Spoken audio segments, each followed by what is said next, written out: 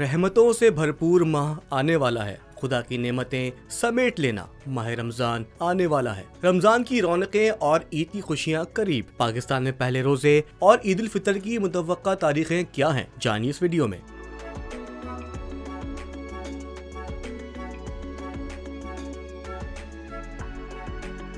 रमजान के मुबारक माह का तमाम मुसलमानों को बेसब्री से इंतजार। फल्कियाती माहिरीन ने रमजान मुबारक और ईद उल फितर की मुतवक्का तारीखों की पेशगोई कर दी। फल्कियाती माहिरीन के मुताबिक पाकिस्तान में रवां बरस रमजान मुबारक का चांद 28 फरवरी जुम्मा या फिर 1 मार्च यानी हफ्ते को नजर आने का इम्कान है। रमजान का आगाज 1 मार्च यानी हफ्ता या 2 मार्च यानी इतवार को मुतवक्के है। दूसरी जानिब फल्कियाती माहिरीन ने ईद उल फितर का चांद 29 मार्च हफ्ता या 30 मार्च इतवार को नजर आने का इम्कान जाहिर किया है। यूँ पाकिस्तान में ईद उल फितर 30 मार्च इतवार या 31 मार्च पीर को मनाए जाने का इम्कान है।